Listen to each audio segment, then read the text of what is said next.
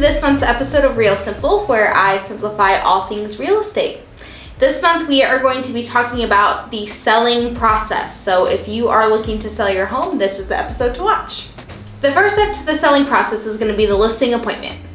This is where I come to your home, I kind of take a tour of the home, we sit down, we go through the exclusive right to sell listing contract, and we kind of determine the purchase price. We'll talk about the timeline as far as when you want to list, when we're going to schedule the photographers, the cleaners, the stagers, all that kind of stuff. So that's an important first part of the selling process.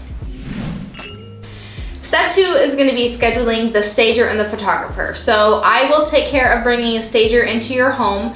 They can either give you recommendations as far as what you should do as far as moving furniture around, moving decorations around, taking personal things off the walls, whatever is gonna make your house kind of sparkle, or if needed, they can actually bring some of their furniture, some of their decorations in to stage your home to make it picture ready. And then I will schedule the photographer. I also take care of this. So the nice thing as a seller is you're not gonna have any major upfront costs when it comes to selling your home, unless of course there needs to be repairs done. I will take care of the stager, the cleaner, and the photographer. Once we have the photos, we will start your marketing campaign. So this includes postcards that I send out to the neighborhood, especially if we have a coming soon, to kind of get them hyped about your property that's going on the market. I will also post it in my monthly newsletter to kind of get extra eyes on it as far as my clients go. I will talk about it in my weekly office meeting to get other agents' eyes on the property. And of course, I'll post it on all of my social media so that we can get as many eyes on it as possible. This will get you lots of showings and hopefully lots of offers. Once we go live on the market, then all the showings will start flowing. This will kind of be streamlined through a software called Showing Time. You'll get notifications when buyers, agents want to schedule showings. You have the option to accept that time, and if that time doesn't work, you can decline the showing and you can even offer another time. So that way you are keeping your hand in the mix.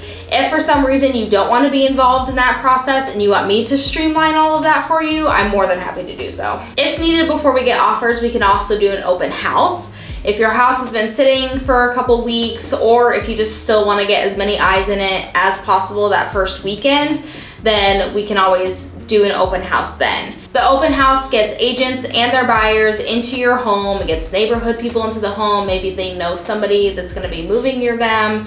It just is another way to get even more eyes on your property. Throughout the selling process, you will get weekly update emails from me. So while we're still in the showing process, you'll get a weekly email from me with feedback from other buyers on what they think of the property. That way, if there's anything that we need to kind of repair or update, or maybe if the price needs to be dropped, the buyers will kind of help us get to that point. Once we go under contract, you'll get weekly updates from me on the dates and deadlines, things that we're going to be looking out for in order to get to the closing table on time. Once we get an offer or offers in, we will sit down and review. We'll go over all the best options. We'll go over all the loan types. If there is loan, maybe you have a cash offer in there. We'll go over all the pros and cons of each offer, and then we'll decide on an offer that you want to go with. You guys will then sign the contract, and then we will be under contract.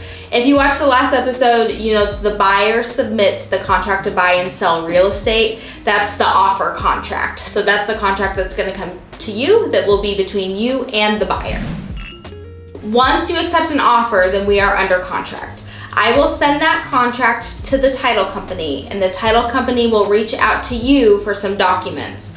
One of the big documents that you need to get to the title company right away is the loan payoff document, if you have a mortgage on the home that needs to be paid off at closing. So they'll ask for your mortgage account number, all that kind of stuff, and then title will just take care of all that for you so that you don't have to worry about paying off the mortgage loan at closing. After you're under contract, you will only need to let people into your house a couple more times. So I know the showings were a lot, but once we're under contract, that slows down a little bit. So the next time that you'll have to let people in your house, which for these you will leave your home, One is going to be the inspection. So the buyer will schedule the inspection. They'll bring their inspector in to go through the house. Then they will submit an inspection objection if they want anything repaired, or if they're going to ask for any money for repairs, that kind of thing. We will then submit an inspection resolution. This is the document that says, hey, yes, we will give you this much money, or we will repair these things before closing. The last person that you'll need to let into your house is the appraiser. The buyer's lender will actually schedule the appraiser to come in. If it's a cash sale, then the buyer won't need to hire an appraiser, so that won't be an appointment that you need to worry about. But the appraiser will come in, appraise the home, and then get that report back to the buyer. Unfortunately, we won't usually see that report from the selling side. That belongs to the buyer, and it's up to them if whether they want to share that or not. The last thing that's going to happen before closing is a final walkthrough with the buyers. So ideally, you will be moved out at this point, so it's not going to affect you at all. But right before closing, usually the day of, the buyers are going to come, walk through the house, make sure there's no new damages, that all the repairs were done that they wanted completed before they go and sign all of their paperwork. And that's pretty much it. The selling process is really heavy on the front end, and then it kind of trickles through to the end to get to closing. So the next step is really closing. You get to go and sign a much smaller stack of paperwork than you did when you bought the property. And then afterwards you hand over the keys, and then we go and celebrate with a beer before you move to your new home. Thanks for watching this month's Real Simple. In honor of the holidays and Thanksgiving, I wanted to spotlight one of my favorite dog rescues in the area, so the National Mill Dog Rescue.